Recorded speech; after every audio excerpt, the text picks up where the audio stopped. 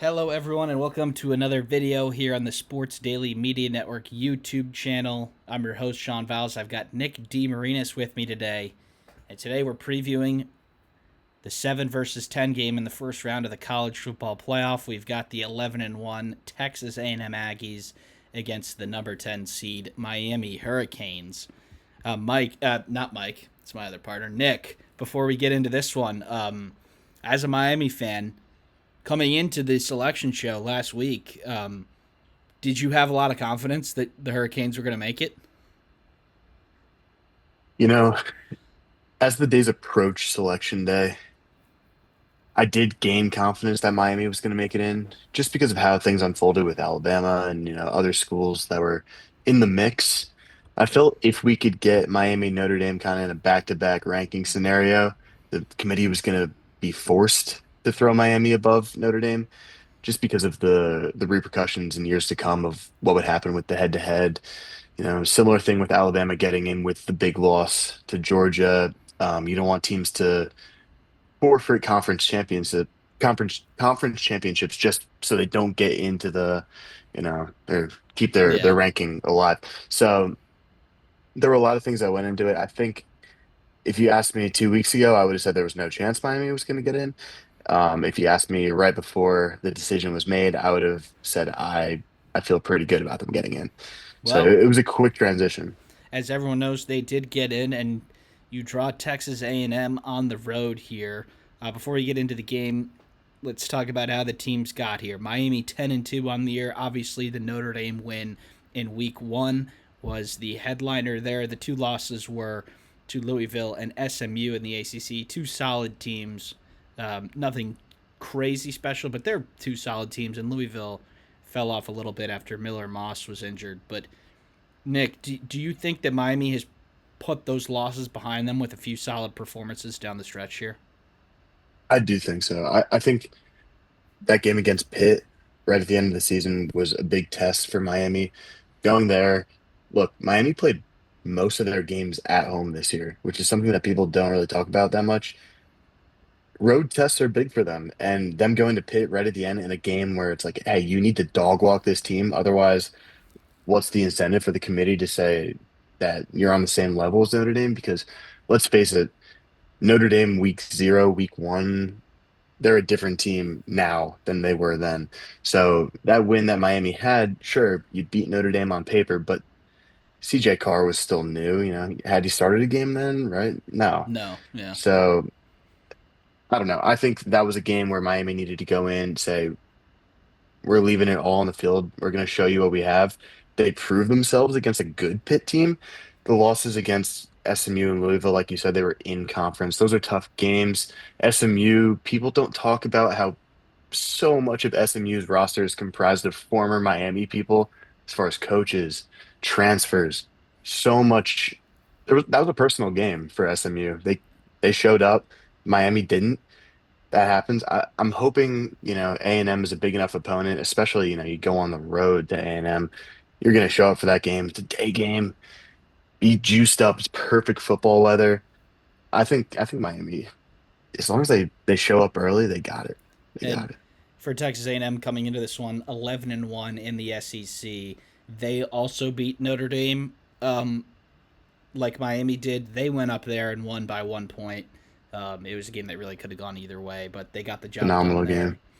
But in terms of the SEC, Nick, they did not play a team in the top half of the league until their last game, which was on the road against Texas, and they got thoroughly dominated. 27-17 was probably a little bit of a generous scoreline for them, but there is a little bit of an element of fraudulency with this 11-1 record. I think Notre Dame win aside, um, I think this team can be compared to last year's Indiana team.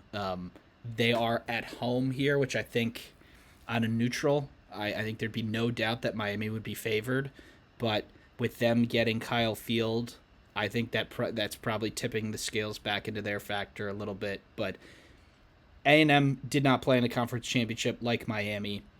So it will be about a month for both of these teams, 3.5, 4 weeks since they last played. Like you said, Miami came in with two road wins, one of them over a ranked team by a significant margin.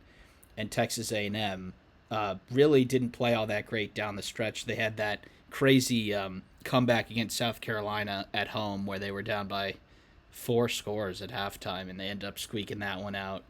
They had a couple of, Missouri, LSU on the road, not great teams, but still, road wins by a significant margin. It seems like these teams might be going in a little bit of different directions here at the end of the season, Nick. But let's get into some personnel to watch out for. Obviously, you know Miami better than I do.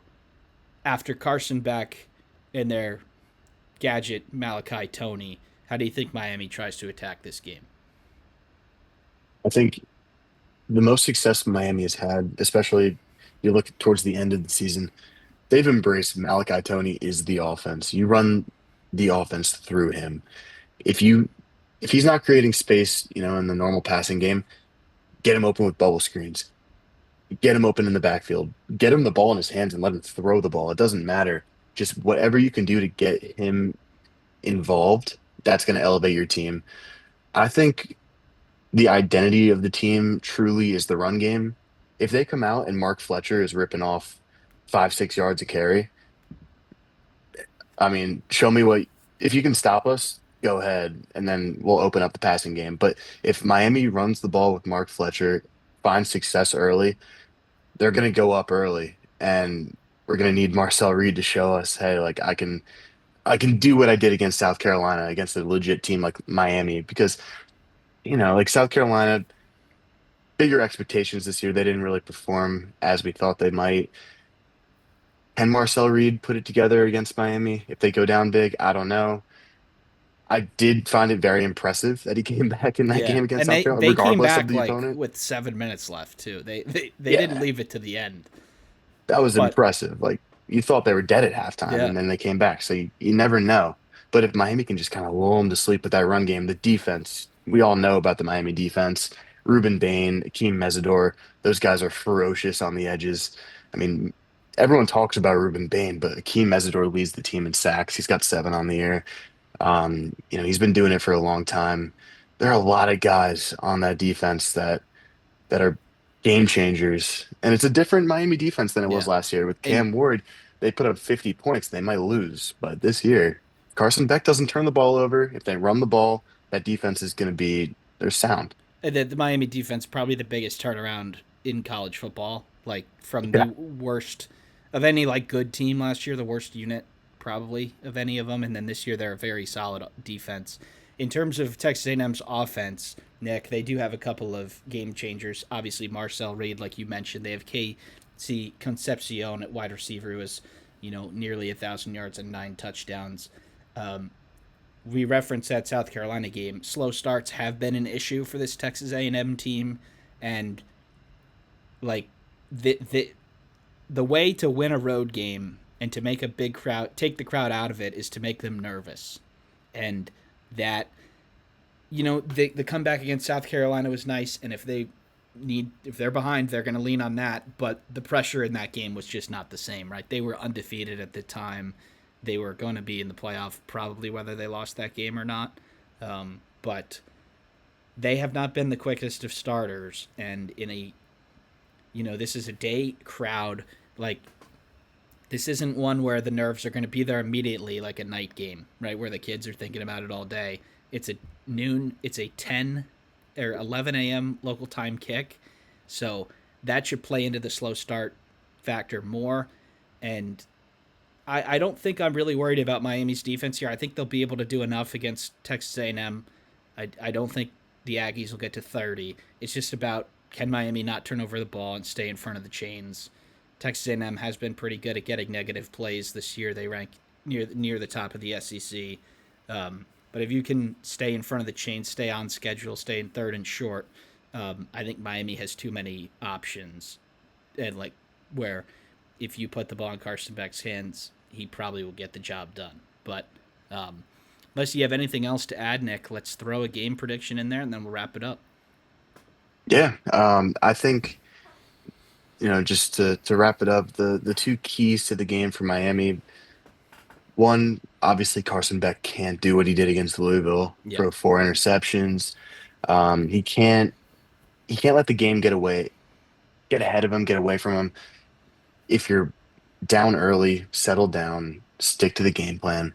Don't start forcing the ball downfield. But then on the flip side, if you go up early, Miami's done the whole let's play not to lose thing, like against Florida State when you got pedal to the metal, you got your foot on their throat, and all of a sudden it's run, run, run, punt, and you let Florida State crawl back. So it's going to be, can Miami find the balance? Can they find the middle of the scale here where they're not playing to lose, but they're keeping that pedal to the metal, they win, and they're not pressing if they get down. That's going to be the key for me. I think Carson Beck is the biggest question mark. It's gotten better towards the end of the season, but this is going to be a test. And as far as score predictions go, ooh, you know, as much as I want it to be a defensive battle with, the manpower that Miami's bringing to Texas, I don't know. I really think it's going to be a juiced up crowd as early as it is, Yeah. as slow starter-ish as Texas A&M is. I think it's going to get off quick. It's going to be 14-14 at the end of the first quarter, and Whoa. it's going to Okay. be, I think they're going to be quick scores. And I think, by the end of the game, we got a 34-31 Miami win. Okay. I could even see us getting to overtime, but I'm going to say 34-31 in regulation. Miami pulls it out. It's not going to be easy. It's not going to be enjoyable to watch for either side, but I really think Miami is a better team than everyone's giving them credit for. And I like I think they're a said, better team than those Texas losses A&M. aren't as bad. Yeah, I think they are. The home field advantage is scary, and that's why I'm keeping it close. And I think it could be an overtime candidate game. I just think Miami's the better team, and I don't want to pick against them. And this is new, Nick. Just year two of the 12-team college football playoff, but a road team did not win last year. I think this is probably the best chance for one this year. I Obviously, agree. I think this is the best shot. we're gonna preview the other games. Obviously, the two Group of Five schools have very low chances of winning, and then Oklahoma already beat Alabama on the road this year. I think Miami gets the job done here, 27-24, walk off field goal. Not in overtime, but pretty close to it. Um, Thank you, everybody, for tuning in. We'll be back for the recap in a couple days.